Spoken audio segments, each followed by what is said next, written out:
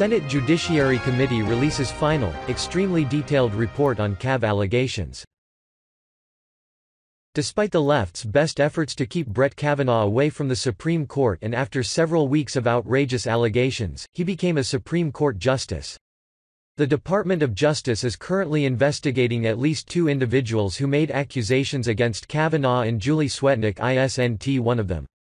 Despite the left's best efforts to keep Brett Kavanaugh away from the Supreme Court and after several weeks of outrageous allegations, he became a Supreme Court justice. The Department of Justice is currently investigating at least 2 individuals who made accusations against Kavanaugh and Julie Swetnick, isn't one of them. During Kavanaugh's confirmation battle, several women came out and accused him of sexual misconduct, but, needless to say, the case against him was nothing more than an attempt to smear his name and delay the confirmation vote. A final report has been released by the Senate Judiciary Committee, which is 414 pages long, and it reveals how ridiculous the accusations made against Kavanaugh were. A thorough investigation confirmed that there aren't any witnesses or evidence to support the claims of the accusers.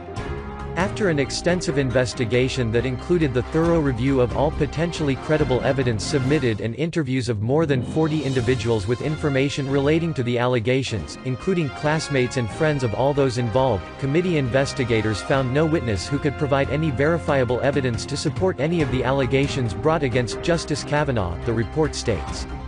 In other words, following the separate and extensive investigations by both the committee and the FBI, there was no evidence to substantiate any of the claims of sexual assault made against Justice Kavanaugh.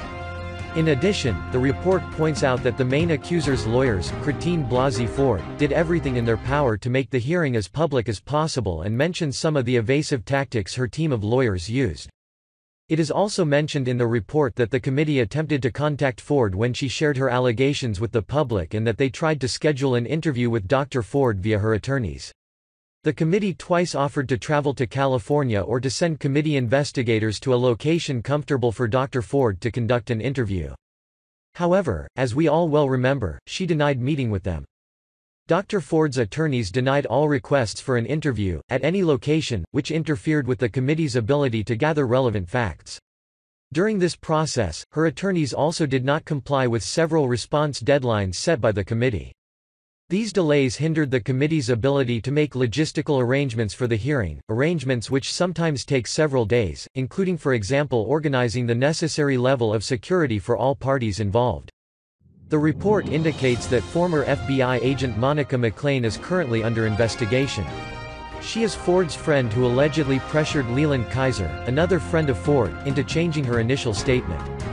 According to the news articles, Kaiser reported that former FBI employee Monica McClain, whom Dr. Ford allegedly coached in a polygraph exam years earlier, and others contacted her to suggest she clarify her account.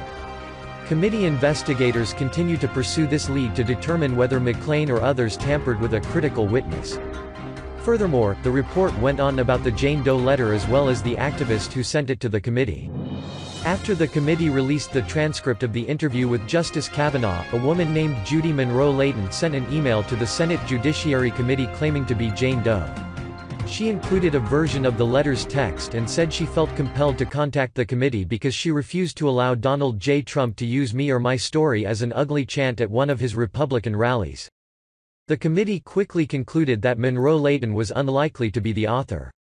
The text of the letter in Monroe Layton's email to the committee differed from the original handwritten letter in several respects, including punctuation and the omission of a duplicate instance of the word "and." Committee investigators determined that the text from Monroe Layton's email was, however, identical in all respects to the previously publicly released transcript from the telephonic interview, suggesting she copied it from the press. Investigators also examined Monroe Layton's background and determined she was a liberal activist who resided in Kentucky, far from the location of the letter's San Diego postmark. Committee investigators tried to contact her on multiple occasions. On November 1, 2018, Monroe Layton called back and admitted that she was not Jane Doe and that her email to the committee was just a ploy and that she used it as a way to get attention. Investigators asked her if she had ever met Justice Kavanaugh, to which she replied, "Oh Lord, no." The report notes that investigators didn't find any corroborative evidence with regard to Deborah Ramirez's claims, the woman who accused Kavanaugh of exposing himself to her during a Yale party. As for Swetnick, it is stated that her story lacked credibility as well as the fact that she was constantly changing it.